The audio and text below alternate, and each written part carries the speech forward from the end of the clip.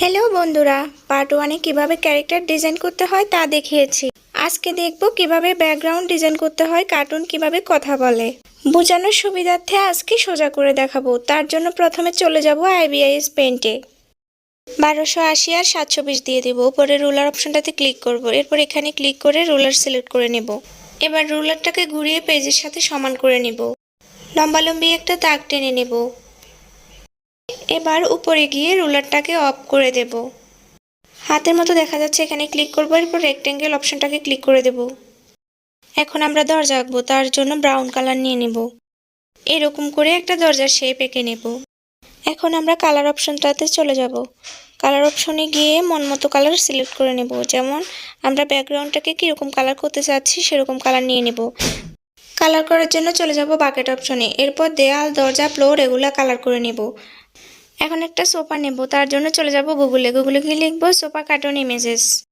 অনেকগুলো cartoon sofa চলে আসবে, তার মধ্যে আপনি আপনার পছন্দ মতো একটা সেভ করে নেবেন। আমি একটি সেভ করে নিয়েছি। এখন এটাকে আমরা আইবিআইএস পেইন্টে গিয়ে ড্রয়িং করে নেব। আগের কালারটি পছন্দ হয় নাই, তাই আমি আবার এটাকে গ্রিন কালার করে নিয়েছি। এখন সোফাটাকে আমরা ট্রান্সপারেন্ট পিএনজিতে সেভ করে নেব। সেভ করার পর চলে যাব লেয়ারে গিয়ে আমরা আমাদের ব্যাকগ্রাউন্ডটাতে চলে যাব। এখানে আমি অনেকগুলো ব্যাকগ্রাউন্ড ড্রয়িং করেছি, যদিও সময়ের কারণে সবটি শেয়ার করা হয়নি। ব্যাকগ্রাউন্ডটিতে সোফা বসাবো, তার জন্য চলে যাব লেয়ারে গিয়ে ইম্পোর্ট পিকচারে ক্লিক করব। গ্যালারি থেকে সোফার পিকচারটা নিয়ে জায়গা মতো বসিয়ে দেব। এখন আমাদের ব্যাকগ্রাউন্ডটি তৈরি হয়ে গেল, সেভ করে নেব। এই তো কার্টুনের জন্য খুব সুন্দর একটা ব্যাকগ্রাউন্ড তৈরি হয়ে গেল। এবার কিভাবে কার্টুনকে কথা বলাবো, তার জন্য আমাদের একটি অ্যাপ দরকার পড়বে। সেই অ্যাপটির নাম হলো ক্লিপ। প্লে স্টোরে গিয়ে সার্চ করলে খুব সহজে এটি পেয়ে যাবেন, আমি দেখিয়ে দিলাম। এখন আমরা চলে যাব ক্লিপ অ্যাপটাতে। তারপর এরকম চলে আসবে। প্লাস চিহ্নটাতে ক্লিক করব। প্রজেক্ট নেম আসবে, আপনি প্রজেক্ট নেম সিলেক্ট করে দেবেন। যেমন আজকে কথা বলা শেখাবো, তাই কথা বলা টকিং লিখে দিচ্ছি। এখন আমরা ব্যাকগ্রাউন্ডটা বসাবো, তার জন্য চলে যাব থ্রি ডটে গিয়ে অ্যাড ইমেজে ক্লিক করব। গ্যালারি থেকে ব্যাকগ্রাউন্ডটি নিয়ে নিব। নিচে ডান পাশে লেয়ার লেখা আছে, ওখানে ক্লিক করে দেব। তারপর এখানে প্লাস চিহ্নে ক্লিক করে এক্সট্রা একটা লেয়ার নিয়ে নিব। ব্যাকগ্রাউন্ডটা সবসময় 1 নাম্বার লেয়ারে রাখবো, আর 2 নাম্বার লেয়ারে ক্যারেক্টার নিয়ে নেব। আবারও থ্রি ডটে ক্লিক করব। তারপর অ্যাড ইমেজে ক্লিক করব। অ্যাড ইমেজে ক্লিক করার পর আমাদের আঁকা ওই ক্যারেক্টারটি নিয়ে নিব। ক্যারেক্টারটিকে জায়গা মতো বসাবো, কর্নারে চাপতে থাকলে ছোট বড় হবে। ফ্লিপ অপশনটাতে ক্লিক করে ক্যারেক্টারটিকে বাম দিকে ঘুরিয়ে নেব। 1 লিখে আছে, এই লেয়ারটাতে ক্লিক করব। তারপর কপি করে নেব। লেয়ারটি কপি করার পর পেস্টে ক্লিক করব।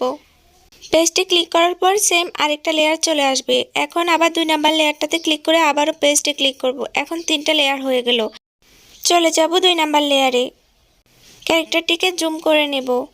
উপরে ব্রাশ অপশনটাতে ক্লিক করে নেব। এখন সাইজে ক্লিক করে 2-এ রাখবো। ঠোঁট আঁকার জন্য সবসময় সাইজ 2-তে রাখাই বেস্ট। ব্রাশে ক্লিক করে দেব। এরপর প্যানে ক্লিক করব। প্যানে ক্লিক করার পর এখান থেকে সাইজটা সিলেক্ট করে নেব। কালারে ক্লিক করে দেব। কালারে ক্লিক করার পর উপরের এই অপশনটাতে ক্লিক করে দেব। এরকম একটা চিহ্ন চলে আসবে, এটাকে যেখানে রাখবো ওই কালারটা সিলেক্ট হয়ে যাবে। যেমন আমি ওর ফেসের কালারটা নিয়ে নিয়েছি। ফেস কালারটা দিয়ে ঠোঁটটাকে একটু চারিদিক থেকে ছোট করে নিয়েছি। আবারও কালারে চলে যাব। এবার ব্ল্যাক কালারটা সিলেক্ট করে দেব। ঠোঁটটাকে চারিদিক থেকে ঘুরিয়ে একটু বড় করে ড্রয়িং করে নেব। আসলে এখানে বলে বোঝানোর মতো কিছু নাই, দেখে শিখতে হবে। আবার চলে যাব কালার অপশনে। এখানে গিয়ে উপরের এই অংশটাতে আবার ক্লিক করে দেব। ক্লিক করার পর লিপ কালারটা নিয়ে নেব। লিপ কালার দিয়ে পুরো লিপটা আমি ড্রয়িং করে নেব। আবারও কালারে ক্লিক করে দিব। এরপর এখান থেকে ডার্ক রেড কালারটা নিয়ে নেব।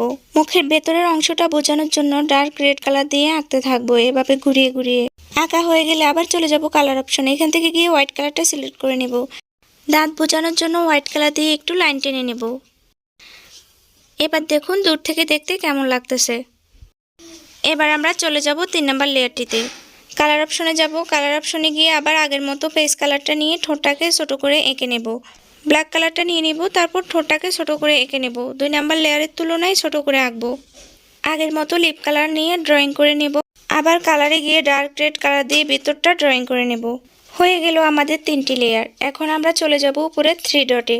চলে যাব ফ্রেম ভিউয়ার্সে। এখানে গিয়ে লেয়ারগুলোকে সিলেক্ট করে নেব। লেয়ার সিলেক্ট করা হলে কপি করে নেব। পেস্ট করলে 6টা ফ্রেম হয়ে যাবে। এভাবে যতবার করবেন তত বেশি হতে থাকবে।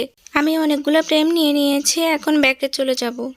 থ্রি ডটে ক্লিক করব। প্রজেক্ট সেটিংয়ে ক্লিক করব। এখান থেকে চুজ ফ্রেম পার সেকেন্ডে ক্লিক করে 5 সিলেক্ট করে দেব। সেভ চেঞ্জেসে ক্লিক করে দেব।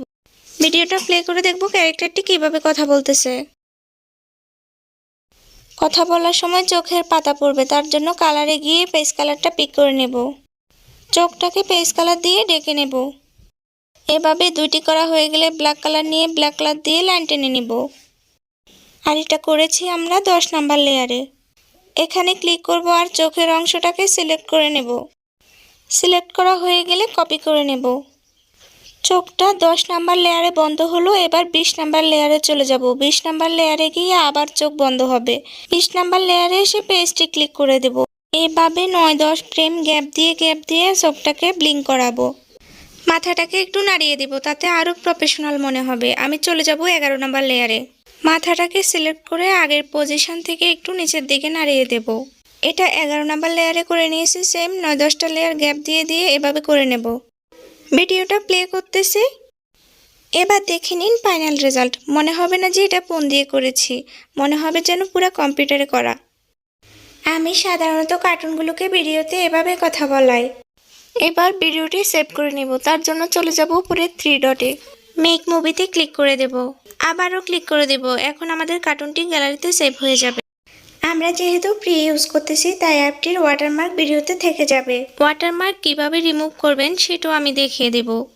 তো বন্ধুরা, আজকে ব্যাকগ্রাউন্ড কিভাবে ডিজাইন করতে হয় এবং কার্টুন কিভাবে কথা বলে তা শিখিয়ে দিলাম। নেক্সট পার্টে দেখাবো কিভাবে কার্টুন হাঁটাচলা করবে ও একাধিক ক্যারেক্টার কথা বলানো।